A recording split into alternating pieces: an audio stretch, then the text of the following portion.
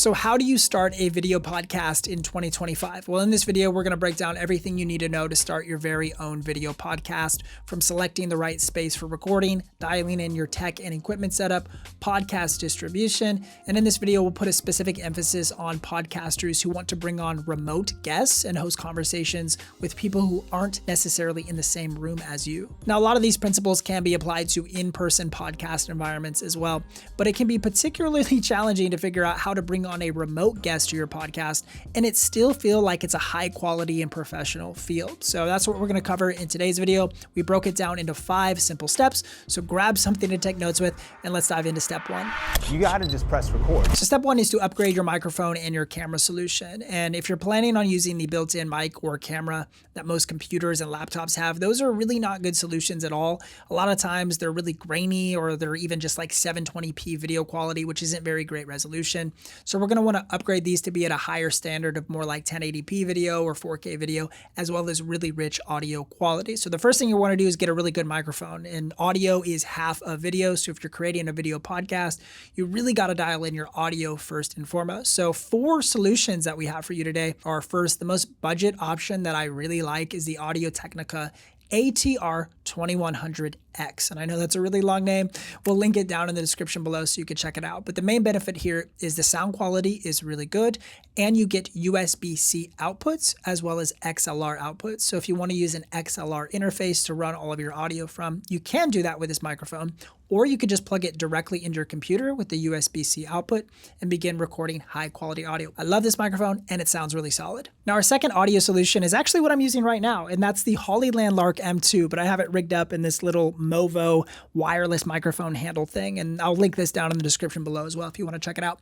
But this microphone is certainly not traditionally thought of as a podcast style microphone, but I just wanted to show you, you might even already have one of these laying around your house. If it's your YouTube microphone or something like that, you can just use what you have and still get really good results. If you want more of a laid back, kind of relaxed feel, maybe you want to sit here on a couch and just have a more chill vibe, a wireless mic solution with a little handheld unit like this could be a really good solution. So you can check this out. We'll link it down in the description below. If you have a little bit more to spend, 2 microphones I would look at would be the Shure MV7 Plus. So this is their USB-C and XLR version. This is a beautiful sounding microphone.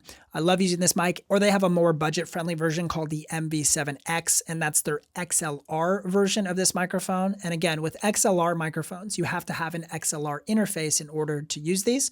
So you would plug that XLR interface into your computer, and that's how you would get your audio signal into your computer. And if you just want the best of the best in terms of microphones, you could use this microphone that I just pulled into frame right here. This is the Shure SM7DB, and this is a $500 podcast microphone. So you can see the difference between a $500 audio solution like this and like a $130 wireless microphone. They definitely sound different, but I'm surprised at how well the Hollyland honestly competes with a $500 podcast microphone.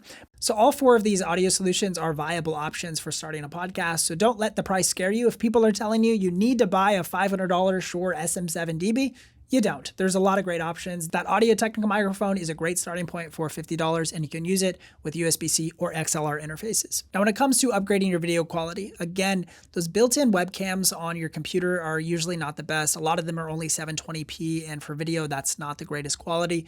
So 3 quick things that you can do to improve your camera quality is, first and foremost, you could just use whatever phone you have.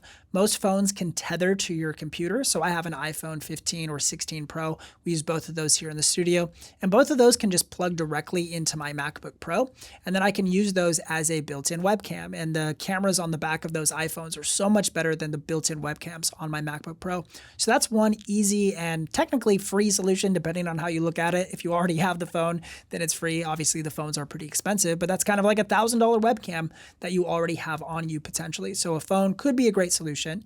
Another solution would be a dedicated webcam. So these are specifically designed for streaming or recording from your computer. A really affordable solution would be the Insta360 Link 2C. This is a great 4K webcam for PC or Mac users, and we'll link that down in the description below. Or finally, you could use something like a mirrorless camera, and one of our favorite mirrorless camera options has been the ZV-E10 from Sony. The original one in particular is really solid and pretty affordable at around $600 or $700 to get up and running. Or you could look at the ZV-E10 Mark II, which is updated in a few ways. It's got a little bit of a better sensor for better image quality. quality, but either of one of these work really well, and you can use them with their USB-C outputs. You can plug those cameras directly into your computer and then use them as a webcam. Or you could go the route of using their HDMI output and then running an HDMI cable into your computer, plugging that into a capture card, which captures the video signal from your camera and turns it into a usable feed by your computer. And that's another method for sending your video signal to your computer or laptop. All right, so now that you've thought about a good microphone and camera solution, we need to go to step 2, which is thinking about your environment. So it's not enough just to get a good camera and microphone. You also need to think about the space that you're recording in and some of the challenges that you might encounter depending on what space you are filming in. So the first thing you want to consider is your audio environment. So this is just really taking a listen of what does your space sound like and noticing any ambient sounds that might be occurring in your room. So one of the most common mistakes I see is people select a room that is a little bit too close to a highway or a really busy street outside their house. You don't want to do that because a lot of times that road traffic is going to bleed into your podcast and audio recordings. And it's really hard to remove those things, especially if like car alarms or horns are going off. Those are really hard to get rid of. So think about where your physical space is in your house, or maybe the room that you would prefer to record in has really high ceilings or a hardwood floor that's creating reflections. And then there's a lot of echo in your space. So sometimes the room that you might think is the best room for recording, once you start listening with your ears and kind of understanding what's going on in the room and in your environment, you might realize that that room is maybe not optimal for recording in. So some things that you can do to improve the acoustics of any room is add blankets or pillows to the perimeter of your room. That's going to help kind of soften some of those reflections that we get or the reverberations of your voice hitting the wall. So soft things are great. Add a couch into the room, add a rug or something. These are all going to help a lot with acoustics. You could also try to make sure that your AC unit or any heaters that you have are turned off while you're recording, because we don't want those things to be cycling on and off while you're recording. Those can make for a pretty difficult sound environment, especially in post-production if you're trying to get rid of noise, but it's only there a portion of the time. It gets a little tricky. So try to control as much as you can control for your studio space. And that's going to help a lot. When it comes to selecting your camera shot for your podcast, you want to make sure that you make an intentional decision about what that framing will be. So my recommendation is either select a really clean backdrop where there's not really much going on in the background. It's maybe just a clean wall or a pretty simple room. Or you could go the opposite approach of decorating the set and being really intentional about your design and your color choices. But I encourage you, really think about what you're doing. Don't just make your decision by default and just set up a camera wherever. You want to be intentional about your background choice here, especially for a video-centered podcast. Now, when it comes to lighting, you do want to make sure you turn on some lights in your studio space, and maybe you even purchase a light or two. There's actually a really super budget light solution that I recently found from Nice VD. It's like these 2-panel lights for only like $53. And it comes with the light stands. And I've actually used those to build a $1,000 YouTube studio setup. And we featured them on the channel before, but I'll link them down in the description if you want a couple really budget-friendly lights. A free solution would be using natural lighting, so placing yourself in front of a window. Like over here, I got a nice window in the background, and that creates for a really soft lighting. It's an even lighting look that looks really pretty. So that's a free solution. And if you have a little bit more to spend, I'm currently using the Amaran 60D. This is like my favorite key light because it's affordable, only around like $150 or $160 for the key light, and then a more budget-friendly softbox from Amaran as well. So that's a little bit more expensive solution, but all of these are relatively affordable. But just know that you're going to get way better video results if you decide to light yourself and your scene. The last environmental piece you want to consider before recording podcast episodes is your internet connection. And this cannot be overlooked. This is such an important thing to double check. So it's as simple as just going to Google, and you can Google internet speed test, and it'll instantly perform a speed test for you. And you can see what your download speeds are and your upload speeds as well. And for download speeds, anything over 100 megabits per second is pretty solid for podcasting. And upload speeds of 10 to 20 megabits per second is decent as well. So anything less than those numbers are going to present some challenges for you when it comes to interfacing with your guest over the internet. So that's something you want. You want a stable connection. You want to make sure that you're able to have a conversation really seamlessly. And if you have really slow internet speeds, you're going to want to consider doing something about that. Maybe moving to a better location in your house that's closer to the router itself. A lot of internet companies actually allow you to increase your internet speeds by just paying an additional, maybe $10 a month or $20 a month. And if that increase in price allows you to be able to run your video podcast, it could be worth paying that additional small fee so that you're able to get more stable speeds when you're interfacing with your podcast guests. So those are some of those environmental pieces that you want to consider when you're thinking about where and how to set up your podcast recording space. So now that we have our space and tech dialed in, step 3 is recording your podcast episodes. And this is the fun part. So you can get excited, have some fun, be happy that you're finally here to this recording phase. And I'm actually right now at my recording stations. This is where I record podcast episodes and I do video calls and live stream from time to time. So this is where the magic happens.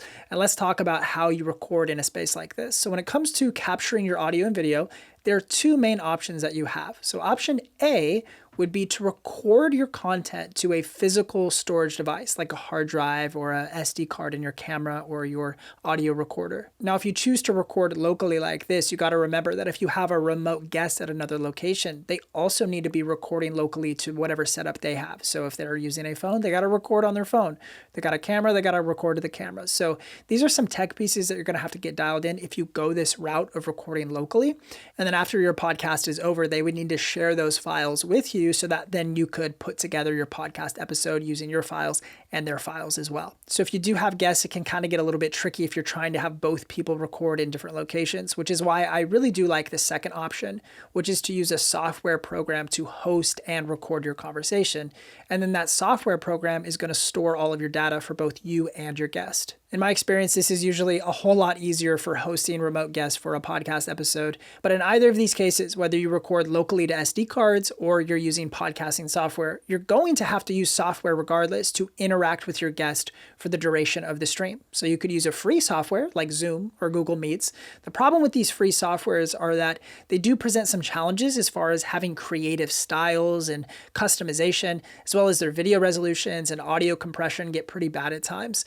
But they could work well if your plan is to record locally to SD cards, then just hop on Zoom to have the call, but everybody's recording locally to their good high quality camera or phone, then that could work totally fine. Or you could explore some paid for solutions like StreamYard, which we'll talk about in this video. StreamYard actually also has a free version that you could use as well if you wanted to just get started. There's also Riverside or Streamlabs, but these paid for solutions typically provide better customization and video resolutions for recording remote podcast interviews. So I'm going to dive here into StreamYard and show you how we set up our remote podcast recordings inside of StreamYard, because I really do think this is one of the easiest solutions for remote podcasters. If you dive into StreamYard, you'll see a few different options for live streaming or recording or on-air webinars. I think for remote podcasting, the main thing you're going to want to do is to just create recordings. And you'll want to make sure you can do a little test here, Craig.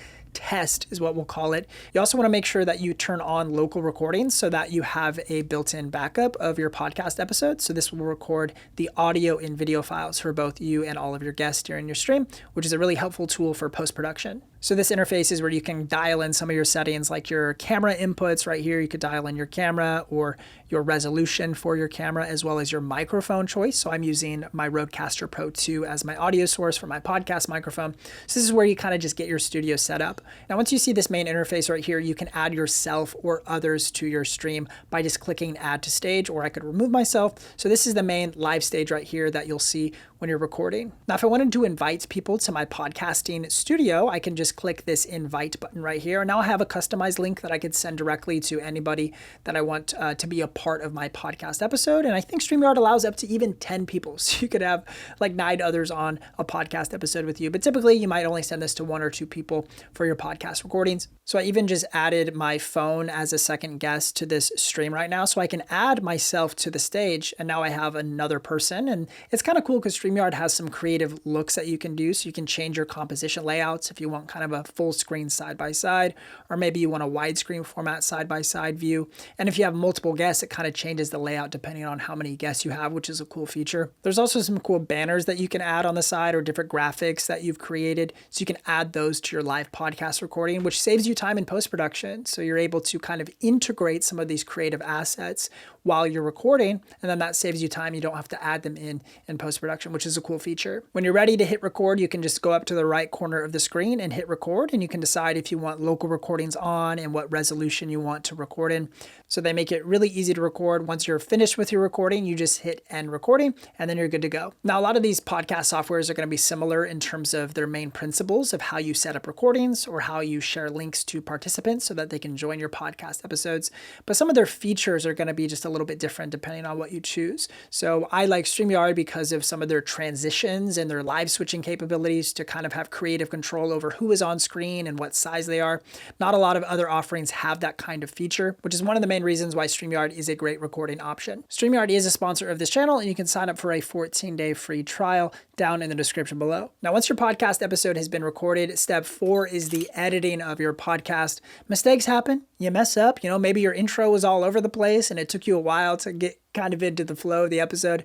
I get this. I feel that. I've been there for sure. And this is where editing is really important to clean up any of those mistakes that you do want to take out. So a couple of things we need to do here. We need to first and foremost collect all of that data that we just recorded. So specifically, we're looking for that video file and that audio file so we can then edit those in post-production software potentially, or even send them to an editor if you have somebody else editing your podcast. This is one of the main reasons why I like using podcasting software, because it stores all of your data in one location for both you and your guests, and you don't have to rely on other people of sending their audio files or video files in. You can just centralize all of your data to one location and download them from there. One of the beauties about StreamYard is that if you did like your real-time live take and you did a little bit of live switching in the moment, you can actually use that as your final video file, and you can download that and then send that video file to the different platforms for distribution, which just saves you a lot of time in post-production. But alternatively, you could also download individual files from your participants to then re-edit in a more traditional method. So just as a little example right here, I could dive into StreamYard. Here's a past podcast episode Nate and I did about the best and worst cameras of 2025. So here's all of Nate's files. If I click Nate's button here, I can record all of his audio and video files, or for myself as well. If I want the camera recording or my screen share recording file, I can download that as well, both the audio and video from those. Or if I just want the audio, I can download that here as well. StreamYard also allows for you to export an XML so that you can then import the project file that has already been created by StreamYard into Premiere or Final Cut or DaVinci Resolve to save you a little bit more time of aligning all of those files in post-production. So if you choose to go the route of downloading your individual clips, you're going to have to take that footage into editing software and then sync up your video and audio files, and then just edit your podcast in a more traditional format where you start to switch angles back and forth depending on who's talking, and you just sort of re-edit your podcast.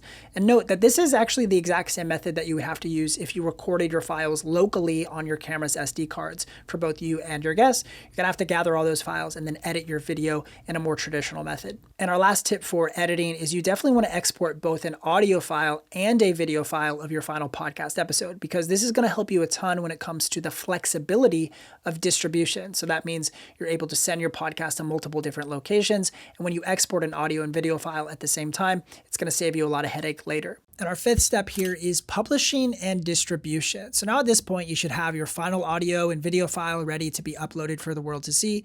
But the question is, where do you publish this thing? Like, where does it go? How do people even see it? Do you have to upload this video and these audio files to every single platform? Well, not exactly. That's not exactly how it works. And I want to save you the most time and headache down the road. So let me explain this in detail, because this is really important. Let's kind of separate out video from audio for a second, because there's some different methods for the two. So let's start with the audio of your podcast episodes. And by far the best way to publish your podcast and the audio from your podcast is to use a distribution site. So these sites are going to host your podcast audio files, and even some of them actually do your video files as well. And then it's going to send that information to multiple listening locations like Spotify, Apple Music, and more. It does this by using what's called an RSS feed, which stands for really simple syndication. And basically, it just provides a customized link that tells these different platforms where they can access your podcast content. The reason this is really helpful is because a site like Apple Podcast is not a podcast hosting site. So in order to even get your content on Apple Podcasts, you need a distribution site. You can't just upload content directly to Apple and then people are listening to your podcast. It doesn't work this way. You need a distribution site. Now, Spotify, on the other hand, does allow you to host your podcast with them. But if you want your podcast on other platforms as well, then you'd have to use a podcast hosting platform anyways. So we typically recommend just hosting your podcast through a distribution site like Podbean or Podcastle or Buzzsprout, Transistor, Lisbon. These are all podcast hosting sites. All of these have different price points and features and pros and cons. Even some of these allow for video RSS feeds, which we'll talk about in just a second. But at the end of the day, the most important thing to remember is a distribution site is one location that's going to distribute your podcast to multiple different platforms. And that's a really helpful tool. Now, when it comes to distributing your video file here, it does get a little bit tricky because not every listening platform supports an RSS video feed or even video playback at all. And then not every distribution site has the ability to generate an RSS video feed. So this is the process that I would do personally. So there's three main platforms that support video right now: Apple Podcasts, Spotify, and YouTube. So you kind of got to treat all three of them a little bit different. So for Apple Podcasts, Apple does allow for RSS video feeds. So you can use a distribution site like Podbean or Libsyn that do support RSS video, which means it's going to attach that video file of your podcast to Apple Podcasts. And now listeners can click on your podcast episode and view your video at the same time. Now, Spotify, on the other hand, does not allow for an RSS video feed at the time of recording this video, at least, but you can actually dive into your Spotify for Creators Studio, and that's where you manage your podcast with Spotify. And then you could manually attach a video file, which would then override the audio for that episode, and then it attaches that video, and now viewers can view the video version of your podcast in the Spotify app. So it is a little bit tricky that there are some differences between Apple and Spotify, but I just want you to be aware of that. And then when it comes to the great platform of YouTube, you can just upload your video to YouTube kind of like you would any standard upload.